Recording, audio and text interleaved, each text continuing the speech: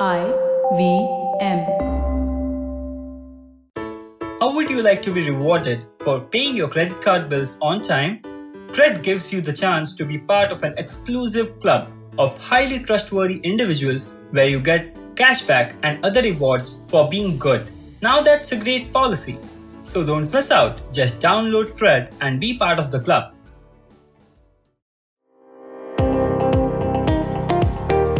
Welcome to All Things Policy, a daily podcast by the Takshashila Institution. We are a bunch of policy nerds based in Bengaluru, and we like bringing fresh perspectives to Indian affairs and Indian perspectives to global affairs. So grab a cup of coffee, sit back, and join us for today's chat. Hello and welcome to today's episode of All Things Policy. In today's podcast, we will be having a discussion based on Lieutenant General Prakash Menon's article in The Print that talks about the apolitical nature of the armed forces in India.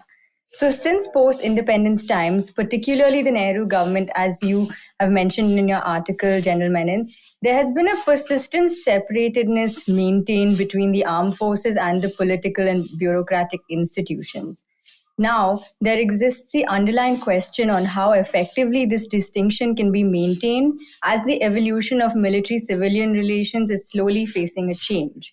So, to talk about this, we have General Menon with us. So, welcome, General Menon. Thank you. So, the first question I want to ask you is quite simple and it's also a bit complicated. So, with the changing governments and flexibility of the armed forces to work with these institutions, have they been able to maintain this apolitical nature, say, from the times of Nehru government till now, till the Modi government?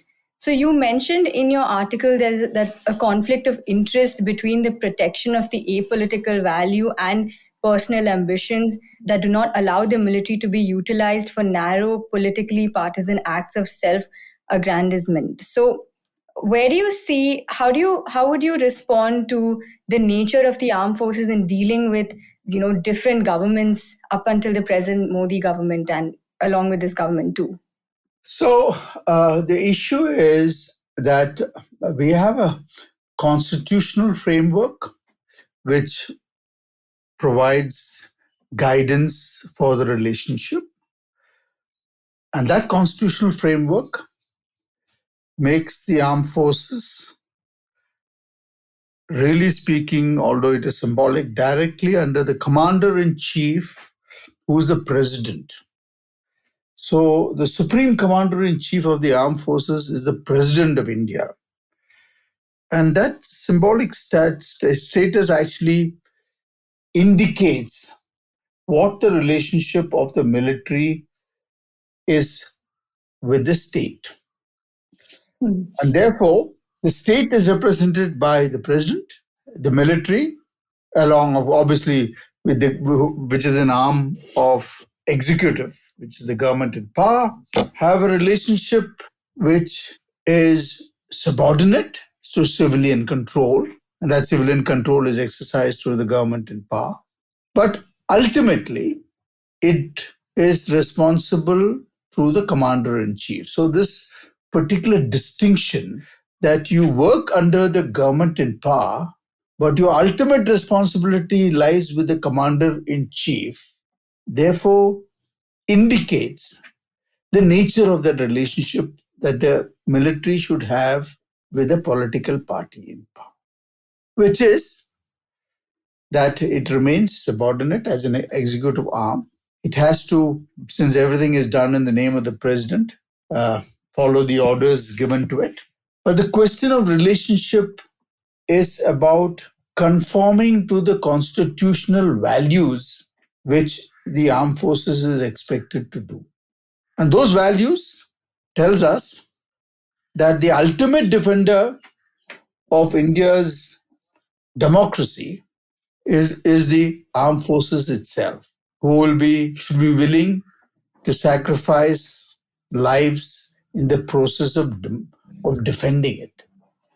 So, as we look at it historically, civilian control, as Nehru envisaged, was carried out in such a manner that it became a severe form of political bureaucratic control, which emasculated military effectiveness because it was too one sided.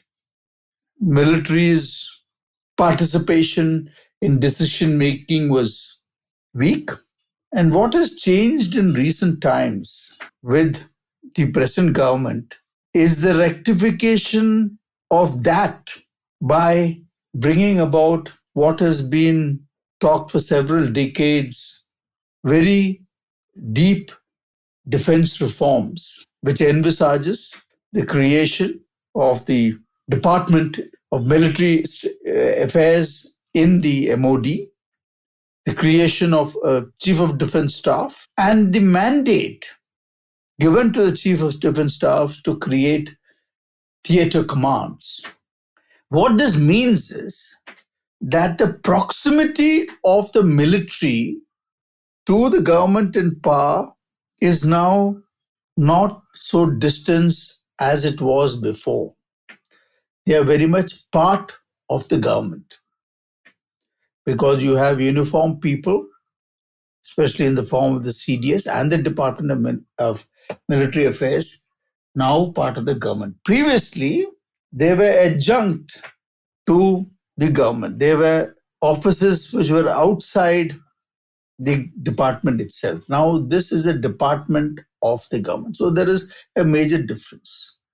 The question is whether this closing up between the military and the civil, which this reform will bring about, how is it going to affect civil-military relations? And that is what I say. And I say this by saying that the jury is still out. Because when the reforms were undertaken, we were well aware that there is need for distance. But that distance in the previous configuration was impacting military effectiveness. So it was politically decided that we need to rectify it. But I don't think that the risk of the closeness between the military and the civil government can be dismissed. And why do I say it's a risk? I say it is a risk because that militaries, the Indian military and the civil government in power could possibly cozy up in a relationship where the military is used by the politicians towards domestic partisan politics in their interests. And that is the danger which I flagged in my article. Yeah. But General Menon, you mentioned that this proximity between the government and the military is more evident now, and there is lesser distance between the two. So we see politicians bringing in the achievements of armed forces into political discourse and at election rallies and campaigns, as you also mentioned in your article. So I'm talking about like how Modi mentioned the Balakot strikes in 2019 in his election campaign, and they used the military achievements for their political gains in a way. So what does this imply for the continued separateness maintained between the two institutions, and is this a dangerous move, and it constitutes the interference of politicians in the military and an area where they have to stay away to protect our democracy? So what do you think about this? See, I think we have to understand that politicians will be politicians, and therefore you can't expect that they will have the same value systems of the military. I am saying that the only way that the military can withstand the pressures which politicians will build against it is only by having an ethical fiber which is different and stronger than that of civil society and politicians themselves. Unless that fiber is strong enough not to bend to political pressure, especially because of personal gains which might ensue by obeying certain orders which should be questioned and are not questioned. That is the ethical challenge for military leaders. It is not an easy challenge because even when you get orders to do something, you have to make a judgment at the top as to whether those orders actually are against the very spirit of the Constitution itself. But whatever might be the misgiving, it should not be overlooked. Normally, it is settled by going and having a discussion behind closed doors with the leadership themselves, or putting the issue in writing and let the politician actually override it. And in my experience, I would say that in most cases, when issues are put into writing and there is a logic there, the politicians normally do not like to override it. So the question eventually comes out to that the nature of Indian politics will go, in fact, they're going to get deeper, they're going to get more divisive, going to get more difficult. As a imagination of the future, Indian military will be more and more challenged. We should be prepared to be more and more challenged by this constant efforts of politicians to use the army for domestic politics. Because politicization finally has to be weighed, as far as the military is concerned, in the balance of domestic politics. So the only thing which standing as a bulwark of resistance or against how you fight it is the ethical fiber. That's what I say in my article, of the military leadership. There's nothing else, because it's only a question of whether, even when they disagree, what is the nature or how serious is it? Does it warrant a protest in writing behind closed doors, or even a resignation? That is a decision which has to be taken. So these are issues which are belonging to the ethical domain, and what it means is this is the domain of the moral compass of military leaders. Yeah.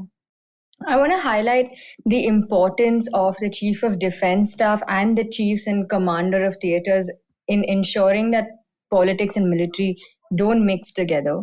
So, you say in your article that the example set by senior military leadership can, to a significant extent, determine the ethical texture of the military's relations with politics in India. So, do you see any differences in commitment to a role, such a prestigious role like this, from earlier times to now? And have these senior military officers and commanders been able to preserve the values bound to them, that they are bound to by the Constitution? I think, one of the things which people have to understand, and one of the things which I actually say in my article, is the fact that with the establishment of the theatre commands, which will be over a period of time, not happened as yet, and the CDS coming into play, the power center, which is now concentrated under the Chief of Army Staff, who directly commands nearly 12 or 13 lakhs, nearly 14 lakh persons, that would actually get distributed into theatre, under theatre commanders. The power, therefore, will get distributed.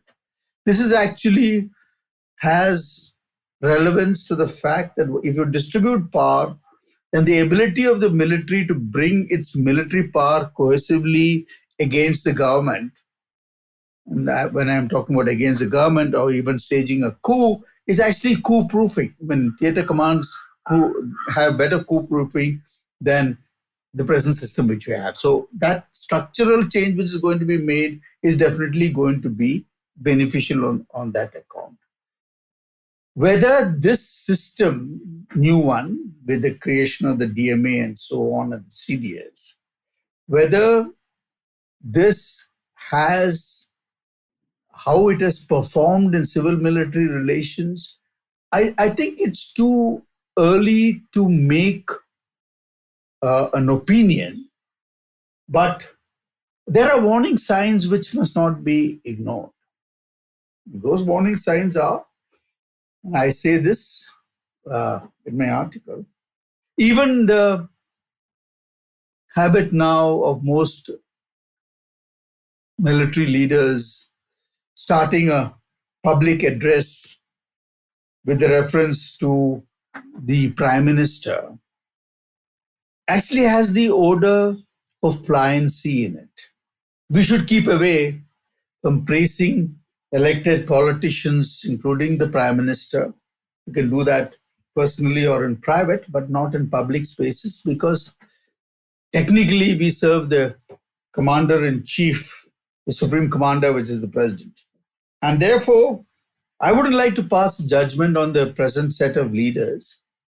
But I think if you look at various statements which have come out from them, I think, in my view, there is a certain room for concern. I am not quite sure whether this is deliberate. What does it signify? But I would like to express my concern that some of these statements which have been made over a period of time now should have been avoided. And I hope, and that can easily be done, they would avoid. Because one of the things about the military is that it's a highly hierarchical organization. That the example set by the people on top is finally what matters, and especially in the ethical domain. And the organization has the legal backing to enforce all this, and also it has a cultural tradition to enforce it. Legally, because the Army Act is very strict, can be used. And culturally, because from the time a person joins the academy or wherever it is drummed into everybody that we have an apolitical tradition, which is one of the greatest values which we must adhere to. So, while we may have aberrations, we must always keep a watch and carry out corrections if we sense, if the leadership senses that things have been done before which should not be done.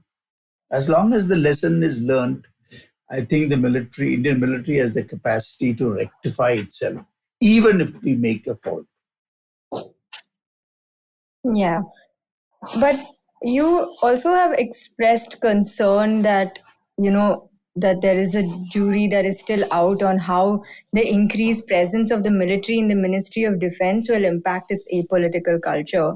So if by chance the defense minister tomorrow is, say, an army person, how can they preserve a balance between politics and military affairs? Because it may indicate that the mixing of politics and military is now something that is normalized, and this could be dangerous for democracies all over the world, India being one of the biggest democracies in the world. So how could this how could this play out if it happened? Right. Firstly, I'm not advocating for a moment that a person in uniform becomes the defense minister. That is not what I'm saying. What I'm saying is somebody with a military background could also become the defense minister. And I'm taking this argument, and the driver of this argument is because the present Indian geopolitical context is such that we have to carry out reforms at a time when threats are increasing. This is a particular phase in India's history. And in this phase, we should not rule out that we have a military person chosen by the Prime Minister who's got impeccable ethical credentials and professional credentials. Both of these are required. And therefore, if he has ethical credentials, then I think we don't have to worry about the close proximity problem between the uniformed and the defense minister who has a military background. Of course, there is nothing which is without risk.